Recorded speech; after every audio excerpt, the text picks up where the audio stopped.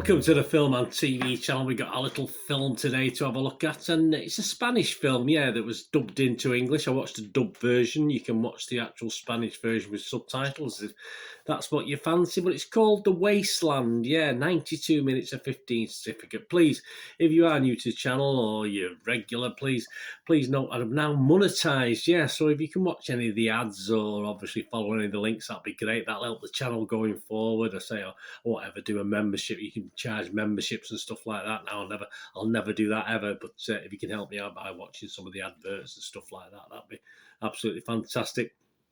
Please, all thumbs up, much appreciated. Just in Spanish, it's called El Paramo.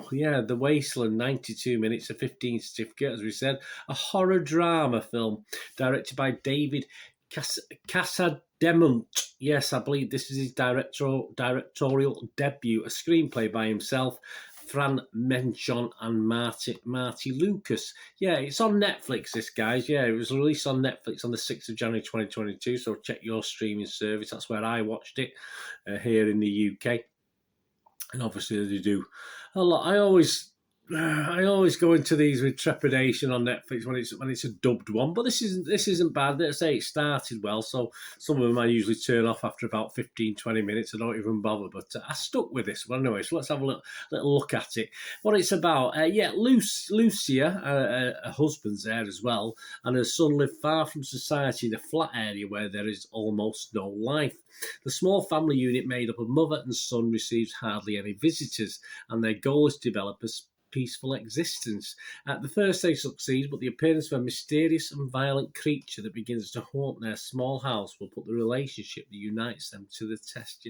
So that's the synopsis, but there's no mention of there is a husband in there and a mystery man, so obviously a bit of a strange synopsis. It does star Inma Cresta as Lucia, Roberto Alamo as Salvador, Asia Flores as Diego, Alejandra Howard as Juana, and Victor Benjumea as the man in the boat. There you go. So there's a little bit more, as say, involved, but that's it. There's not much. I want a creature, of course. Is it any good? Well, let's have a look at some of the ratings. Interesting ratings. Rotten Tomatoes, it's just getting 5.6 out of 10, but there's not many reviews. Only three fresh and 2 rotten. So only 5 critics have actually bothered to review this one.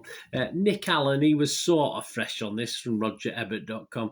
He said, The Wasteland is able to suck you into its candlelit world of discomfort. It is, but it ends up being not as claustrophobic as it could be. Okay, Austin Burke from Flick Fan Nation, he's rotten on this. He said, the story shows restraint in a way that benefits the growth of the characters, but there may not be enough here to keep viewers on the edge of their seats. I was reading a lot of independent reviews and people saying, obviously, that the heartbeat increased, etc., etc. So, don't particularly agree with that critique, do they, from what I've read? The audience on Rotten Tomatoes, 2.8 out of 5. So, again, 5.6 out of 10, very close to what the critics are saying. So, let's have a look at Internet Movie Database. That's Joe Public, that's you, me. Again, not fantastic. 4.6 out of 10. And interesting enough, I was reading a lot of reviews. There's a lot of positivity on the reviews, a lot of 10 out of 10s and 9 out of 10s, but they are in the minority, unfortunately.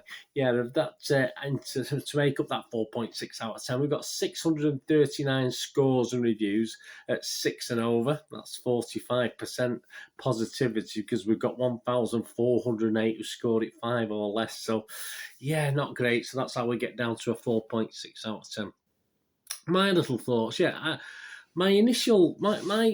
was comparing this very early doors. I say this is what intrigued me, because I have no reason for this, but because there's no real similarity in plot or story, but it reminded me just a little bit of the 2019 fantasy horror drama The Lighthouse. If you've seen The Lighthouse, very much the same sort of vibe I was getting from this, from the first, first and second acts out of 3. It sort of gives that little vibe. You've got a shack, though, in the middle of nowhere, as opposed to a lighthouse stuck in the middle of nowhere.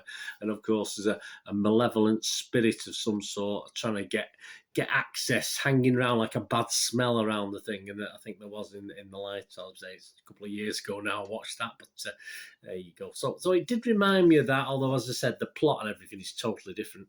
The Lighthouse, that aforementioned film, was well liked by the public and the critics, but I'll be honest with you, I didn't particularly enjoy it. It's one of those films I watched and I wanted it to get better, but it just didn't do anything for me.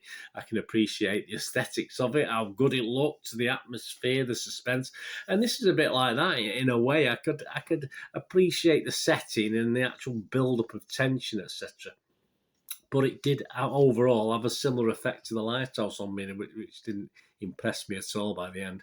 As I said, I did watch the dubbed version. The dubbing's quite good. Dubbing's okay. I mean, it's the sort of thing, I don't mind watching ones with subtitles, but the dubbing's quite good on this. And obviously, it's a lot set in the dark, so obviously you don't see the lips moving particularly. But there you go.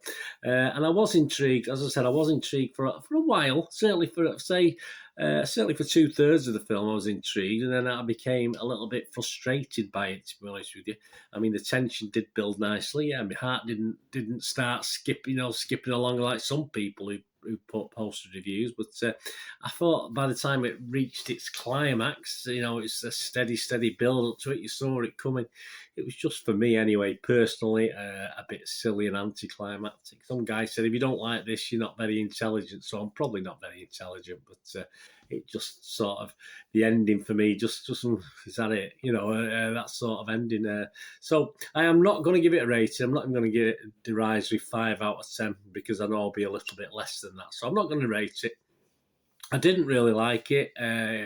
It had a lot, but there is a but. If you did like The Lighthouse, you did enjoy that, then I think you might enjoy this. I say it's on Netflix. It didn't cost me anything. I subscribed to Netflix anyway, so it didn't cost me anything to watch it. And it wasn't a total waste of an hour and a half. As I said, there was some of it I quite enjoyed, but I just felt just a little let down by the end of it, and let down enough not to give it a rating. But if you did like The Lighthouse, something like that, then this could be for you. So won't worry too much. That's just my personal opinion on this one. As I say, it's had a lot going for it, and then I think that last just totally made me think, oh, why did you bother? But as I say, I felt the same about The Lighthouse. So there you go.